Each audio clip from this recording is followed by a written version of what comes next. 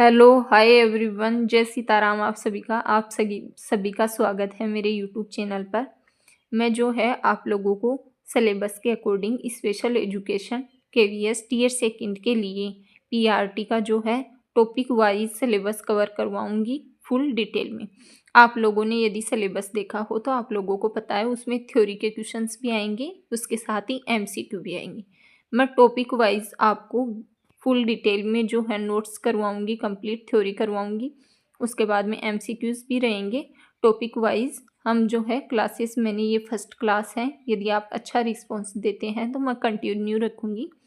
यदि क्लास आप लोगों को अच्छी लगे तो ज़्यादा से ज़्यादा लोगों तक जो है शेयर करना।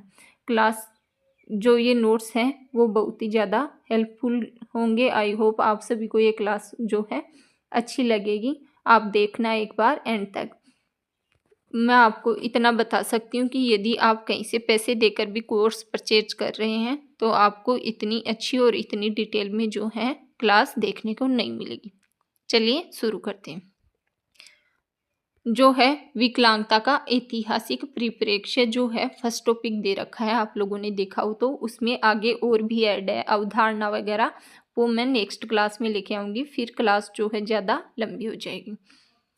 ठीक है, तो चलिए क्लास स्टार्ट करते हैं।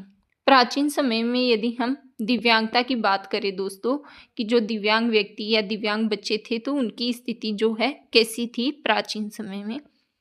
उनकी स्थिति जो है अत्यंत दयनीय थी। बच्चों को जो है दोस्तों, यदि कोई बच्चा दिव्यांग पैदा होता था, किसी भी डिसेबिलिटी होती थी, कोई भी प्रकार की डिसेबिलिटी उसे होती थी, तो उसे बुरी आत्मा या राक्षस जो है वो लोग मानते थे। कुछ मामलों में यदि हम बात करें तो बच्चों को जन्म के समय ही मार दिया जाता था यदि वो डिसेबल पैदा होता था, दिव्यांग। उसके साथ ही कई बार उन्हें गांव से बहिष्कृत कर दिया जाता था। गांव से जो है उस बच्चे को और उसकी फैमिली को जो है गांव से बाहर निकाल दिया जाता था यदि वो डिसेबल होता था, क्योंकि उनको जो है राक्षस का रूप जो है दोस्तों माना जाता था। इसके साथ ही यदि हम बात करें अथर्ववेद जो है, इसमें हमें जो है डिटेल मिलती है इसके बारे में कि जो दिव्यांग व्यक्ति थे प्राचीन समय में उनका कई जगहों पर जो है जड़ी बूटियों से इलाज किया जाता था।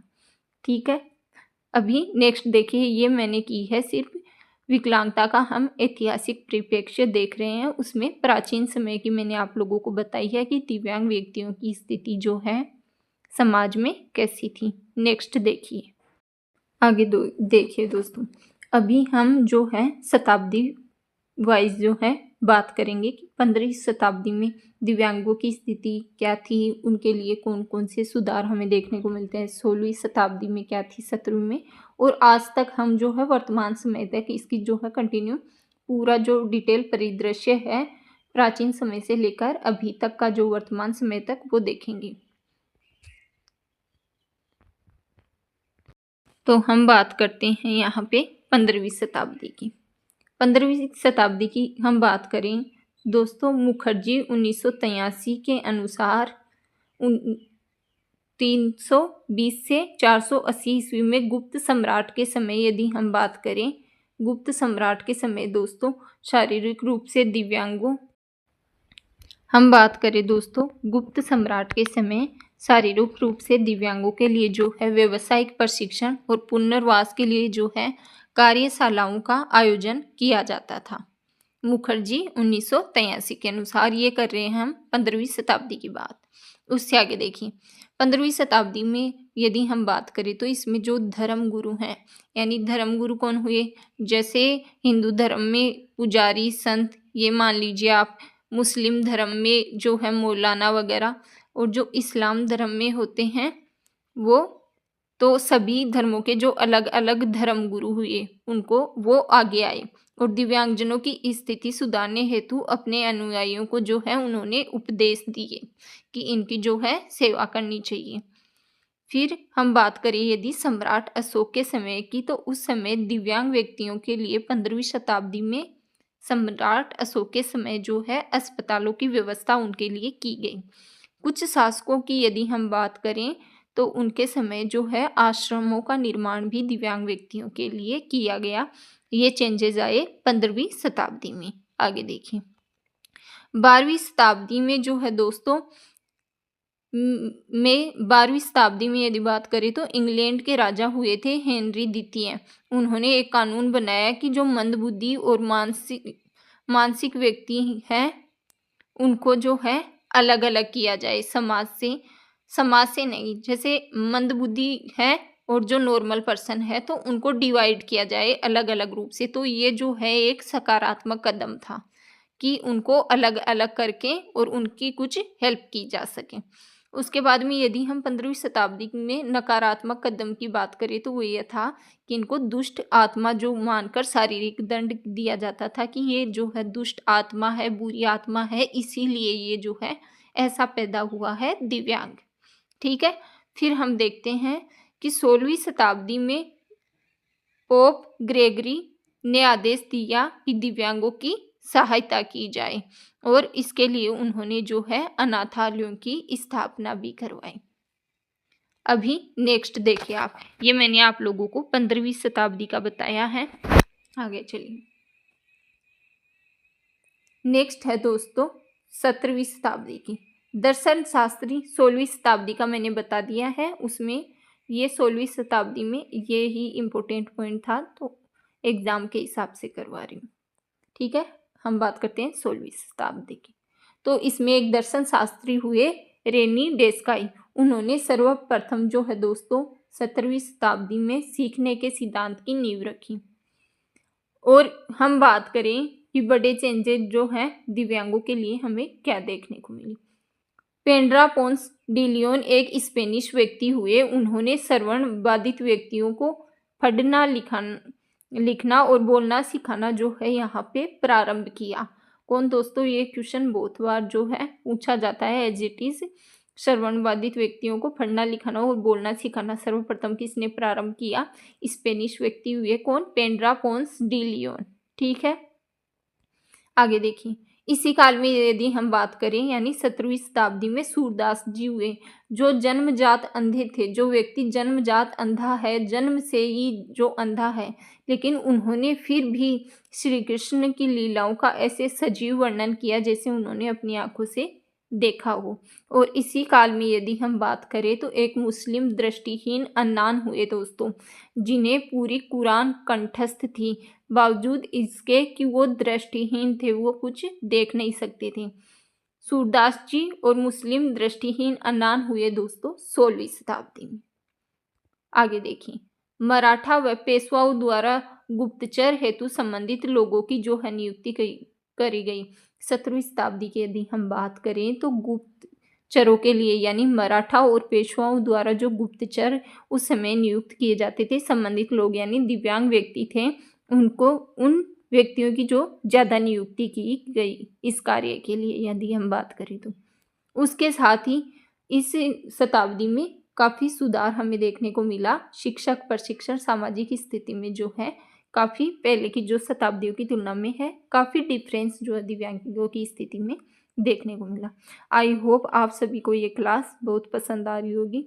शेयर ज़रूर करें, आप लोग सपोर्ट करेंगे तभी मैं आगे आप लोगों को कंटेंट जो है बिल्कुल बेस्ट मैं कंटेंट दूंगी आप लोगों को।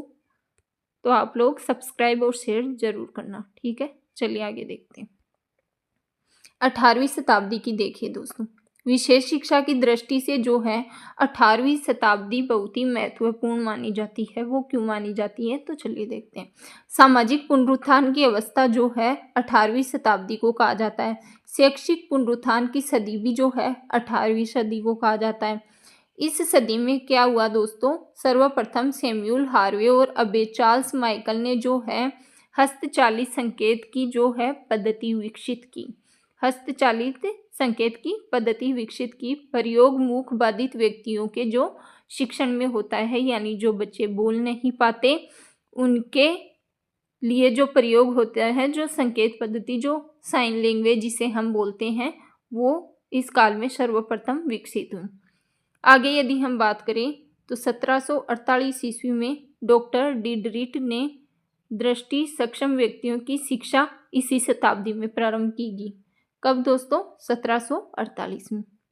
एक विशेष खोज के प्रयोग द्वारा मानसिक मंद बच्चों के व्यवस्थित प्रशिक्षण के तरीके को विकसित करने की प्रतिपादना किन्होंने की? जीन मार्क इटार्ड ने की।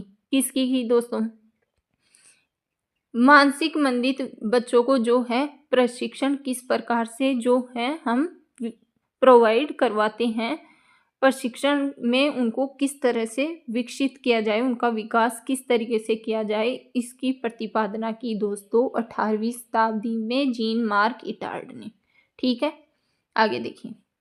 सर वैलेंटाइन हार्वे ने दृष्टि सक्षम के प्रथम विद्यालय की स्थापना सन 1748 ईस्वी में की। दोस्तों मैंने जो है ऑलरेडी 5-6 क्लास जो स्पेशल से रिलेटेड डिसेबिलिटीज़ होती हैं उनके क्वेश्चनों की करवा रखी है। मैंने ये क्वेश्चंस करवाए भी हैं उनमें, लेकिन आप लोगों ने वहाँ भी अच्छा रिस्पॉन्स जो है क्लासेस का नहीं दिया, तो इसीलिए मैंने क्वेश्चन वाली क्लासेस अपलोड करना बंद कर दी है। यदि आप लोग इस पर अच्छा रिस्पॉन्स देते हैं तो मैं अपलोड करूँगी। यदि आप लोग देख ही नहीं रहे हैं, मैं इतना अच्छा कंटेंट जो आप लोगों को प्रोवाइड करवा रही हूँ वो भी फ्री में, लेकिन फिर भी आप लोग अच्छा रिस्पॉन्स नहीं देते हैं, इसीलिए मैं क्लासेस जो है बंद कर देती हूँ। आप लोग इस पे जो है बताना अपनी राय। यदि आपको क्लास अच्छी नहीं लगे तो भी कमेंट करना, अच्छी लगे तो भी बताना। ठीक है, ये क्वेश्चन जो है आप लोग बहुत इम्पोर्टेंट है, मैं बता रही हूँ। ये पूछा जाता है कि जो दृष्टि अक्षम यानी दृष्टिबाधित बच्चों के लिए यदि हम बात करें, विश्व में प्रथम विद्यालय की स्थापना कहाँ वो की गई थी दोस्तों? पेरिस में। कब की गई थी? 1748 ईस्वी में।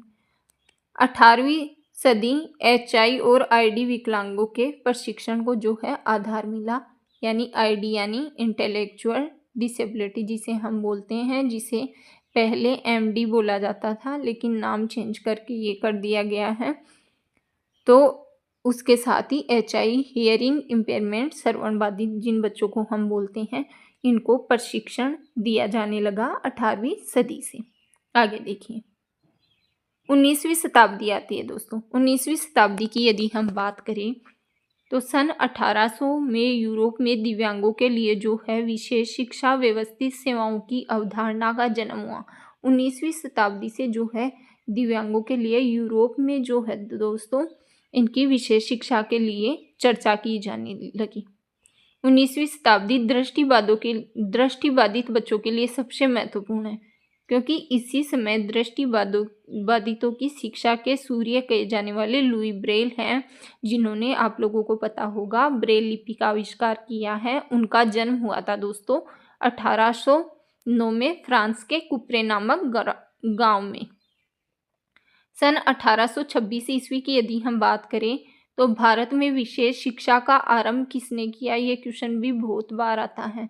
यहाँ से दोस्तों कौन कौन से क्वेश्चन बनते हैं? यहाँ से ये आता है कि लुई ब्रेल का जन्म कब हुआ, उसके साथ ही ये आता है कि यूरोप में दिव्यांगों के लिए तो 19वीं शताब्दी की, उसके साथ ही क्वेश्चन यहाँ से बनता है कि भारत में विशेष शिक्षा आरंभ किसने की? तो वो की राजा कालीशंकर घोषाल ने। बनारस में जो है स्कूल खोला इनके लिए। आगे देखिए, 1848 की यदि हम बात करें तो वो मद्रास में जड़ बुद्धि के लिए आश्रम खोलेगी। 1866 ईस्वी की यदि हम बात करें तो मानसिक मंद बच्चों के शिक्षण हेतु आज के संदर्भ में प्रचलित पुस्तक कौन सी? इडियोसी एंड इट्स ट्रीटमेंट बायोफिजियोलॉजिकल का जो है प्रकाशन हुआ, जो मानसिक मंदित बच्चों के शिक्षण के लिए थी ये पुस्तक। फिर मारिया मोंटेसरी ने विशेष तौर पर जो है शिक्षा योग्य दिव्यांग बच्चों पर कार्य किया दोस्तों, और सन 1870 में फोरिटार्स एक्ट नामक जो है शिक्षा नीति ब्रिटेन में बनी। कब बनी? 1870 में फोरिटार्स एक्ट नामक शिक्षा नीति कहाँ बनी? ब्रिटेन में बनी। आगे देखिए, भारत में प्रथम अंध विद्यालय की यदि हम बात करें तो वो की गई थी श्रीमती एनी शार्प ने की थी दोस्तों, अमृतसर में की थी 1887 ईस्वी में। याद रखना, वेरी वेरी इंपॉर्टेंट क्वेश्चन। ठीक है, आगे देखिए, सन 1882 ईस्वी में यदि हम बात करें तो मुंबई में श्रवण बाधित व्यक्तियों के लिए पहली औपचारिक विद्यालय जो है खोला गया। कहाँ पे? मुंबई में श्रवण बाधितों के लिए पहला औपचारिक विद्यालय खोला गया। आई होप आप सभी को ये क्लास है पसंद आ रही होगी। मैं जो है आपके लिए बहुत ही इम्पोर्टेंट क्वेश्चंस, इम्पोर्टेंट थ्योरी, जो इम्पोर्टेंट एक एक लाइन जो है मेरी क्लास में आप लोगों के लिए इम्पोर्टेंट रहने वाली है। एंड तक ज़रूर देखना, पूरे टॉपिक्स करवाऊंगी, बस आप लोग सपोर्ट कर दीजिएगा चैनल को, ठीक है। आगे देखिए, अभी इससे जुड़े जो है इम्पोर्टेंट टॉपिक्स की यदि हम बात करें,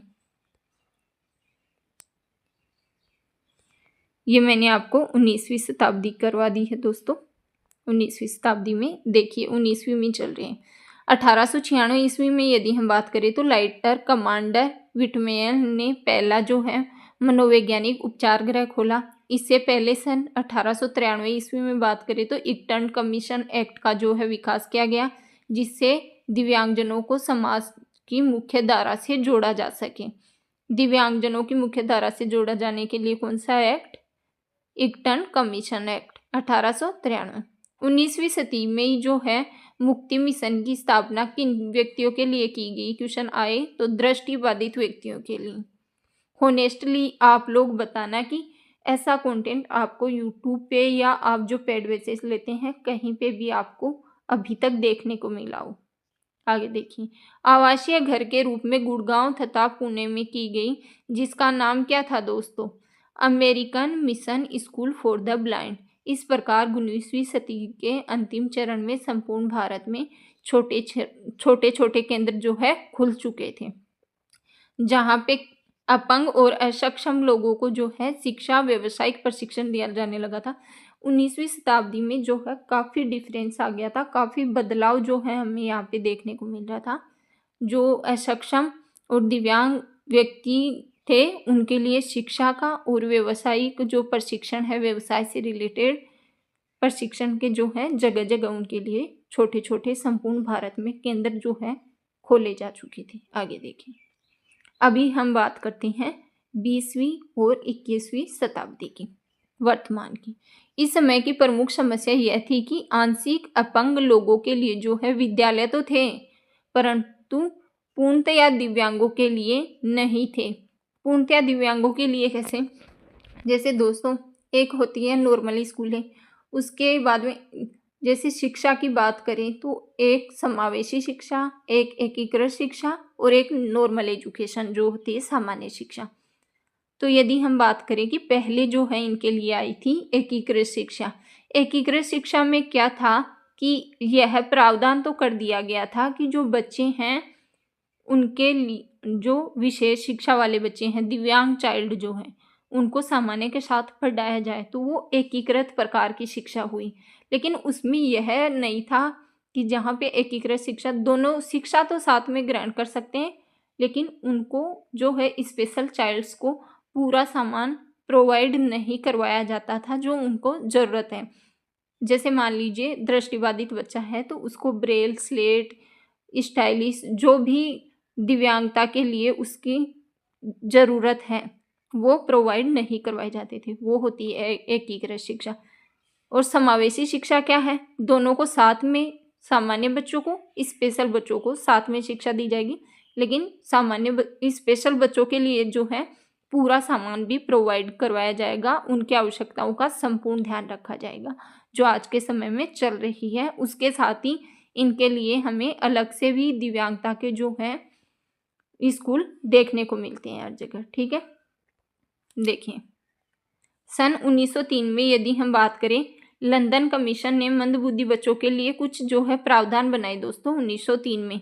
1905 ईस्वी में फ्रांस में जो है एडवर्ड सीने और साइमन ने मिलकर बुद्धिमापन टेस्ट बनाया। और सन 1913 में दृष्टि अक्षम और मूक बाधित विद्यालयों की स्थापना भारत के अन्य राज्यों में की गई। सन 1918 ईस्वी में रॉयल कमीशन एक्ट पारित हुआ जो MBD के नाम से था। 1929 में भारत में और अक्षम व्यक्तियों के लिए डॉक्टर कुंजित वर्ग जो है 1929 में भारत में और अक्षम व्यक्तियों के लिए जो है दोस्तों डॉक्टर कुंजित वर्ग मद्रास में एसोसिएशन फॉर द ब्लाइंड की जो है स्थापना की विद्रोह हेतु लेडी नाइस राजकीय विद्यालय की स्थापना की सन 1931 में की गई। 1939 की यदि हम बात करें तो मद्रास में जो है मंदबुद्धि बच्चों के लिए सरकारी मानसिक अस्पताल की स्थापना मद्रास में 1939 में की गई इन बच्चों के लिए। 1941 की यदि हम बात करें तो मुंबई में चिल्ड्रन एज एंड सोसाइटी प्रारंभ की गई जो बधिर, दृष्टि अक्षम एवं मंदबुद्धि बच्चों के लिए किया गया। स्वतंत्रता प्राप्ति तक यदि हम बात करें, स्वतंत्रता प्राप्ति यानी 1947 के बाद यदि हम बात करें, 47 तक यदि हम बात करें तो 45 मूक बधिर विद्यालय की स्थापना जो है संपूर्ण भारत में हो चुकी थी दोस्तों। लास्ट देखें, अभी हम बात करेंगे कुछ महत्वपूर्ण पॉइंट्स की, ठीक है। इसी समय में प्रथम बनावटी अंग केंद्र आर्टिफिशियल लिम्ब सेंटर की स्थापना पाकिस्तान के सियालकोट शहर में हुई थी। 1950 में एक अंतर्राष्ट्रीय सम्मेलन में यूनेस्को द्वारा सिफारिश की गई कि छपे हुए जो ब्रेल पृष्ठ को जो पुस्तकें हैं जो छपी हुई आती हैं उनको ब्रेल में जो है अनुवाद ट्रांसलेट किया जाए, ठीक है। 20वीं शताब्दी में all India institute of physical rehabilitation का निर्माण जो है मुंबई में हुआ। उसके साथ ही 1860 के दशक की यदि हम बात करें तो दृष्टि अक्षम व्यक्तियों के लिए जो है Tata agricultural and rural training centre for the blind के नाम से भुवनेश्वर में जो है स्थापित की गई दृष्टि अक्षम व्यक्तियों के लिए 1807 में, ठीक है, ट्रेनिंग सेंटर था ये इनके लिए। 1969-70 की यदि हम बात करते तो विशिष्ट कक्षाओं का युग कहा जाता है 1969-70 को, क्योंकि यहाँ से ही विकलांग बच्चों के लिए एकीकृत इंटीग्रेटेड एजुकेशन की जो है शुरुआत हुई। एकीकृत इंटीग्रेटेड एजुकेशन मैंने आप लोगों को अभी समझाया था कि एकीकृत शिक्षा जो है क्या होती है। 1973 में यदि हम बात करें तो लुई ब्रेल मेमोरियल अनुसंधान की स्थापना देखने को मिलती है। पेरिस में पहले पब्लिक स्कूल की स्थापना जिसमें सांकेतिक भाषा का प्रयोग किया जाता था यानी साइन लैंग्वेज HI बच्चों के लिए जो होती है। 1983 में मेंटल डिफिशियंसी, ये पॉइंट जो है दोस्तों बहुत इंपॉर्टेंट है। मेंटल डिफिशियंसी नाम था 1983 में जिसे आप ID कहते हो आज के समय, फिर इसका नाम बदला, फिर नाम हुआ मेंटल हैंडीकैप्ड और अभी हाल ही में नाम बदला 24 जुलाई 2019 में नाम बदलकर मेंटल हैंडीकैप से भी क्या कर दिया गया ID इंटेलेक्चुअल डिसेबिलिटी यानी बौद्धिक अक्षमता। आगे देखिए, 1981 को अंतर्राष्ट्रीय विकलांग वर्ष घोषित किया गया। ये क्वेश्चन भी एज इट इज ऐसा का ऐसा पूछा जाता है, वेरी वेरी इंपॉर्टेंट, कि अंतर्राष्ट्रीय विकलांग वर्ष जो है कब घोषित किया गया 1981 को। 1987 ईस्वी में मानसिक स्वास्थ्य अधिनियम पारित हुआ जो मानसिक रूप से दिव्यांग थे उन लोगों के लिए ये एक्ट जो है बना था दोस्तों 1987 में। 1995 की यदि हम बात करें तो PWD बना था, पर्सन्स विथ डिसेबिलिटी एक्ट। 1999 की बात करें तो यहाँ पे बना था दोस्तों NTA नेशनल ट्रस्ट एक्ट 1999। इसके अंतर्गत जो है दोस्तों 4 डिसेबिलिटीज़ को काउंट किया गया है। 4 डिसेबिलिटीज़ इसके अंतर्गत आती हैं। क्वेश्चन बहुत बार पूछा जाता है यहाँ से, ये भी वेरी वेरी इंपॉर्टेंट। कौन कौन सी? मानसिक मंद, प्रमस्तिष्क के पक्षाघात, उसके अलावा स्वलीनता और बहुविकलांगता। बहुविकलांगता यानी मल्टीपल डिसेबिलिटी जिसके अंतर्गत एक से अधिक डिसेबिलिटीज आती हैं। प्रमस्तिष्क के पक्षाघात यानी सेरेब्रल पॉल्सी जिसे लकवा भी हम एक टाइप का बोल सकते हैं। स्वलीनता यानी ऑटिज्म जिसमें बच्चा अपने आप में खोया रहता है। मानसिक मंद अलग होता है दोस्तों। मानसिक मंद यानी ID इंटेलेक्चुअल डिसेबिलिटी जिसे हम बोलते हैं बौद्धिक अक्षमता, जिनका IQ जिन बच्चों का कम होता है एज के अकॉर्डिंग वो आते हैं ID में। ये जो डिसेबिलिटीज़ हैं मैं नेक्स्ट क्लास में जो अवधारणा और भी हैं यदि आप अच्छा रिस्पॉन्स देंगे तो मैं वो भी आप लोगों को पूरा A to Z syllabus cover करवाऊंगी। लेकिन आप किसी भी चैनल पे या कहीं से भी पेड कोर्स लेते हैं तो आप एक चीज़ हमेशा ध्यान रखना, कोई भी चैनल वाला या कोई भी ऐप वाला आपको 100% कभी भी किसी भी एग्ज़ाम की तैयारी नहीं करवा सकता। 100% विद्यार्थी को हमेशा खुद करना पड़ता है। आप लोगों को इसके अलावा जो ऑफ़िशियल वेबसाइट से बुक हैं वो मैं आप अपने टेलीग्राम चैनल पे प्रोवाइड कर दूँगी। ऑलरेडी बहुत से टेलीग्राम चैनलों पे आपको मिल जाएगी, वहाँ से भी आप लोगों को पढ़ना है। बाकी इतना है कि मैं जो है अपनी तरफ से पूरी कोशिश करूँगी कि मैं पढ़ाऊँ, उसी में से जो है आपको ज़्यादातर क्वेश्चन 90% से लगभग जो हैं इसी में से देखने को मिलेगी। ठीक है? देखिए, विकलांगता के संरक्षण को ध्यान में रखते हुए सामाजिक न्याय एवं अधिकारिता मंत्रालय के अंतर्गत एनटीए की स्थापना की गई। सामाजिक न्याय एवं अधिकारिता मंत्रालय यानी दोस्तों एमएचआरडी। उसके बाद 21वीं शताब्दी में 20वीं शताब्दी के कार्यों को क्या किया गया, आगे बढ़ाया गया। ये जो हमने अब तक बात की ये थी 20वीं शताब्दी की। 21वीं शताब्दी में क्या स्पेशल हुआ, तो वो था 20वीं शताब्दी के जो कार्य हो रहे थे उनको कंटिन्यू आगे बढ़ाया गया, प्रोग्रेस हुई। ठीक है, आगे देखिए 2001-2 में यदि हम बात करें तो सरकार द्वारा शुरू किया गया सर्व शिक्षा अभियान दिव्यांगजनों के लिए अनिवार्य किया गया, यानी SSA सर्व शिक्षा अभियान। समावेशी शिक्षा पर जोर देते हुए सकलांग तथा दिव्यांग दोनों प्रकार के बच्चों को एक साथ शिक्षा प्रदान की जा रही है। समावेशी शिक्षा मैंने आप लोगों को ऑलरेडी समझा दी है। वर्तमान आवश्यकताओं को देखते हुए 2006 में PWD एक्ट 1995 में संशोधन जो है किया गया। वर्तमान आवश्यकताओं को 2006 में किया गया और इसका नाम बदल कर दिया गया RPWD एक्ट 2016 और इसके अंतर्गत 21 डिसेबिलिटीज़ को काउंट किया गया। साथ ही एक नोट जो सरकार ने लिखा कि इसके अंतर्गत जो है और भी डिसेबिलिटीज़ काउंट कर सकते हैं, ऐड कर सकते हैं। आगे देखिए, भारत सरकार द्वारा कई राष्ट्रीय संस्थानों की भी स्थापना की गई। राष्ट्रीय संस्थानों पे ऑलरेडी मैं क्लास बना चुकी हूँ डिटेल में, आपने नहीं देखी हैं तो मेरे चैनल पे विजिट करके देख लेना। आज दिव्यांगजनों की स्थिति में जो है आशातीत सुधार हुए हैं काफ़ी ज़्यादा। ठीक है, नेक्स्ट लास्ट पेज है आज की क्लास का। जिन बच्चों ने एंड तक देखा उनको कोई लॉस नहीं हुआ है, उनको प्रॉफिट ही हुआ है। क्लास कैसी लगी एक बार फिर बोल रही हूँ, आप लोग बताना ज़रूर, क्योंकि आप लोग यदि सपोर्ट करोगे तो ही मैं आप लोगों को अच्छा कंटेंट जो है प्रोवाइड करवा पाऊँगी। देखें, संसार में बहरे और अंधों बच्चों के लिए यदि हम पहले विद्यालय की बात करें तो पेरिस में खोला गया। बहरे बच्चों की वकालत किसने की, अलेक्जेंडर ग्राहम ने की थी। ये क्वेश्चंस जो है दोस्तों एज इट इज़ एग्जाम में पूछे जाते हैं, सेम टू सेम डेटो। भारत में ब्रेल कोड के विकास की यदि हम बात करें तो 1927 में। अंतर्राष्ट्रीय विकलांग वर्ष जो मैंने ऑलरेडी बता दी आपको 1981 में। भारत में प्रथम प्रमस्तिष्क पक्षाघात के लिए CP यानी सेरेब्रल पॉल्सी के लिए विद्यालय की स्थापना 1973 में हुई थी। आज की क्लास मैं यहीं ख़त्म करती हूँ। मैं बिल्कुल शॉर्ट रखना चाह रही थी क्लास, फिर भी लंबी हो गई, ज़्यादा लंबी नहीं हुई है।